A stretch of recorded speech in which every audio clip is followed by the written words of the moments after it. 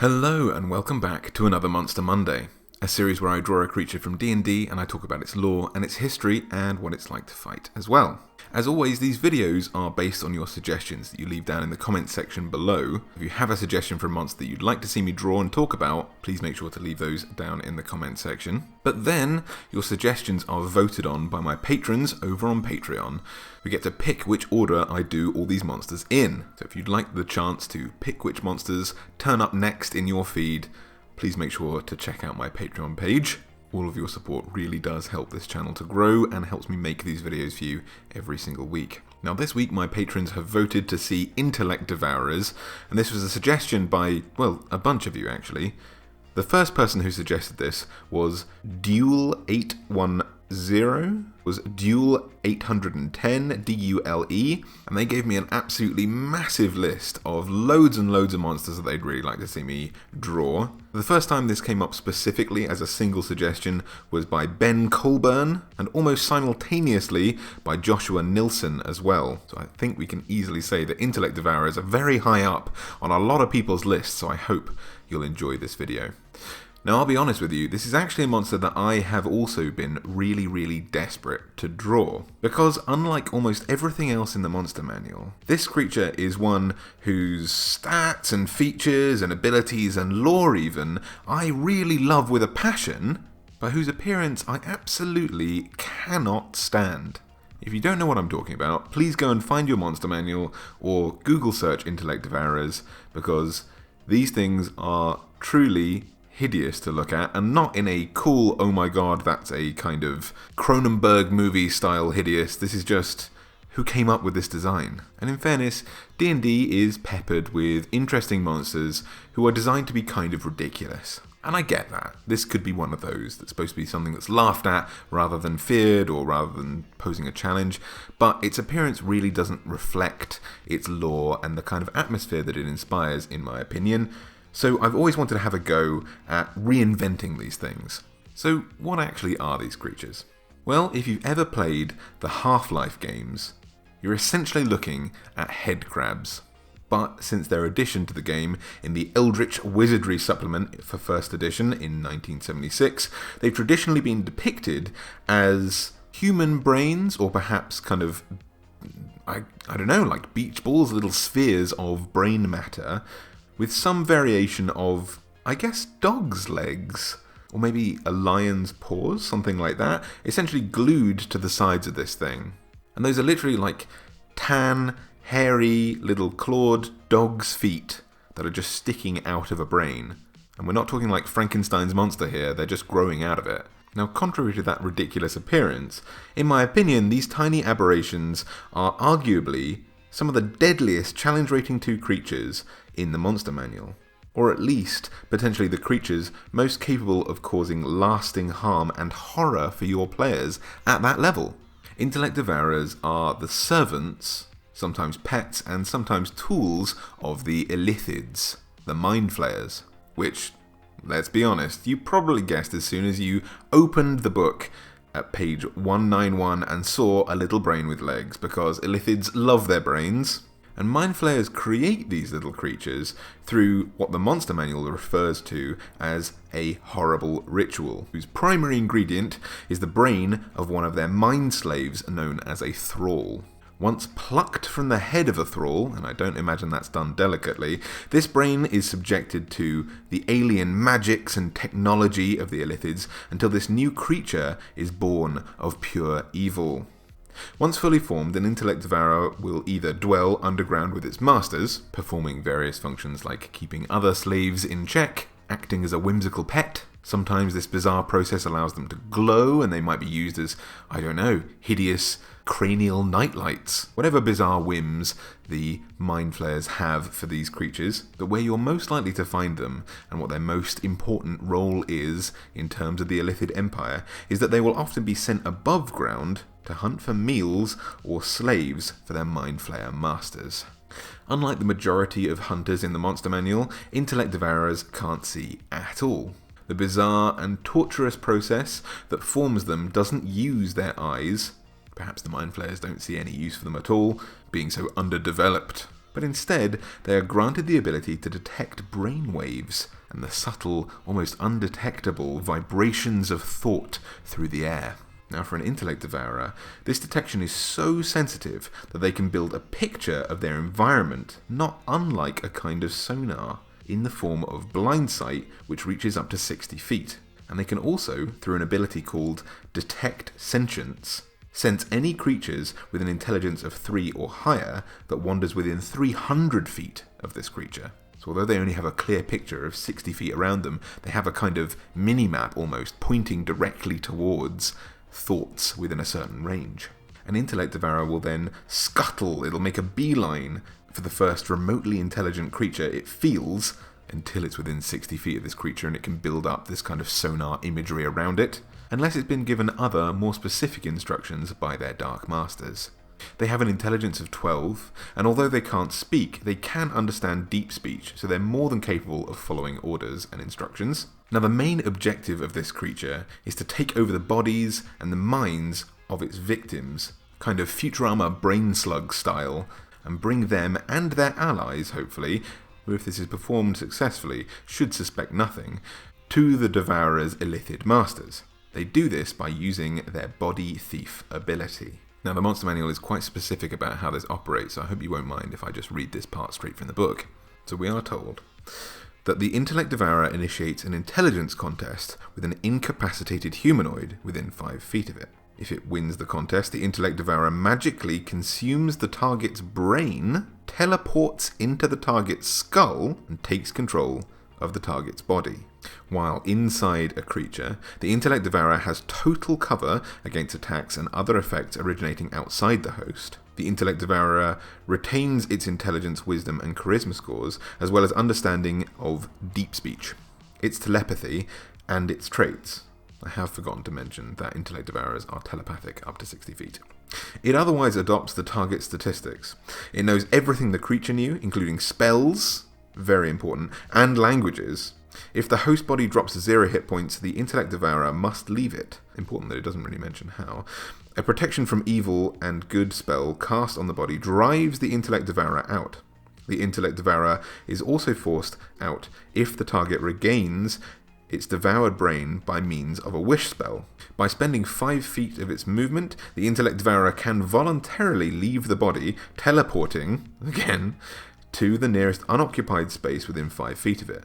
The body then dies unless its brain is restored within 1 round. Now, I think you can agree that that is an absolutely hideous set of circumstances, but I need to point out the fact that the Monster Manual talks a lot about teleportation in this. But personally, I'm more of a fan of the kind of body horror themes when it comes to my aberrations, and I know perhaps the makers of D&D might not have been.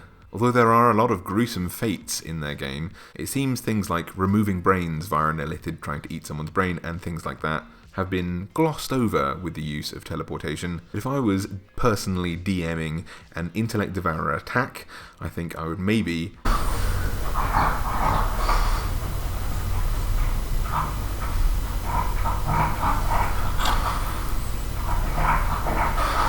Myrtle is providing sound effects for us.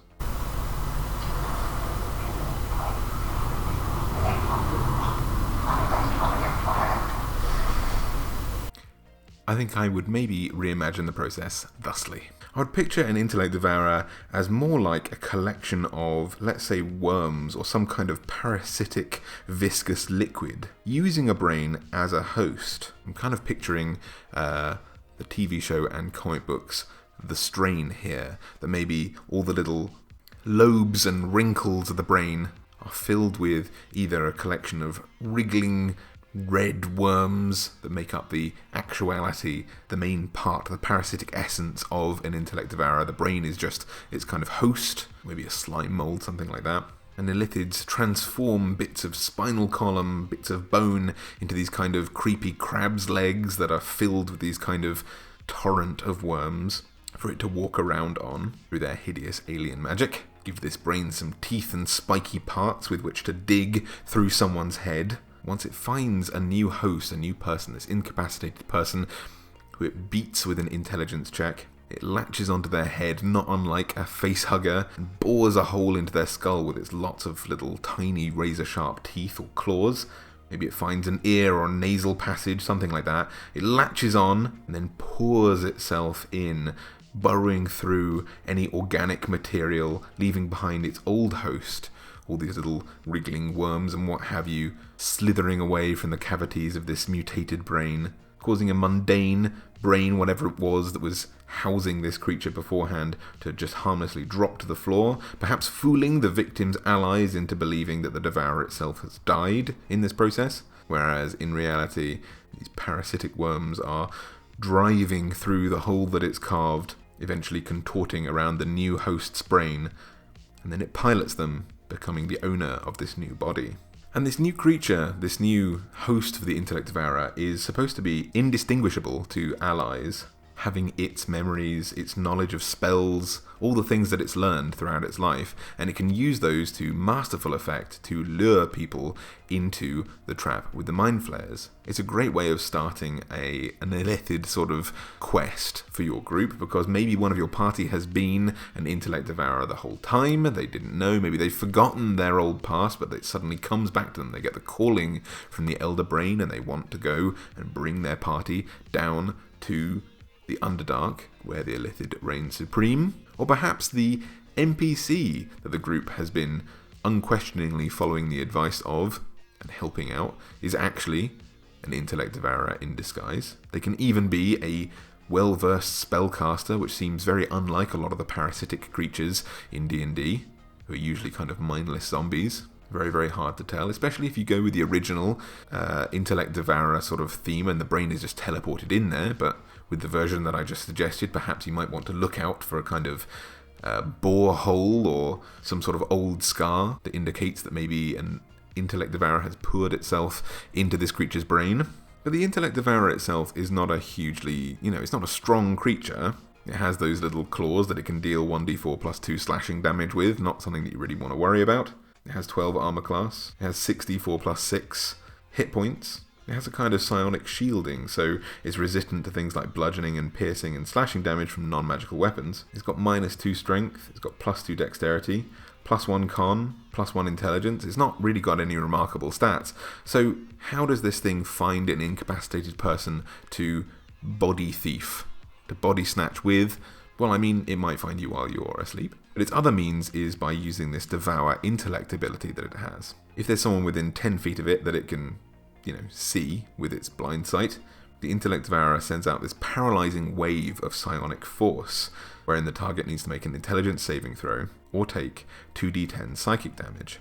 Now, if the target fails this intelligence saving throw, the Intellect Devourer rolls 3d6, and if the total equals or exceeds the target's intelligence score, their score is reduced to 0. The target is stunned until it regains at least 1 point of intelligence. I feel like being stunned here, although it is separate from incapacitation, having no intelligence, your brain literally melts. I feel like that was designed to be how the Intellect Devourer then body snatches someone. That's my personal interpretation. As grey matter is now spilling out of someone's ears, it seems like a good time to attack. But there's no reference here in how to regain your intelligence once this move has been done to you. It doesn't say that this lasts for only a couple of rounds. It doesn't say that a long rest or a short rest or anything like that might really help. So there's the potential, if you fail one intelligence saving throw against this creature, that you might just be reduced to 0 intelligence and be a dribbling husk on the floor, just permanently. And I suppose that depends on how ruthless your DM is. As I mentioned before, this could be a long rest or a short rest job. It could be even someone with some medical attention might be able to sort of slap you out of being stunned in this way, and you regain your intelligence that way. Regenerate is a 7th level spell that could regrow a brain perhaps because it's known to work on limbs that have been removed. But potentially, because of the rules having no clear way to regrow intelligence, this thing might just zip around you. It's very fast, it's got 40 feet movement, and in one turn, it could reduce you to a locked-in, 0 intelligence creature, perhaps in a coma, and it gets to attempt this and a claw attack every single turn.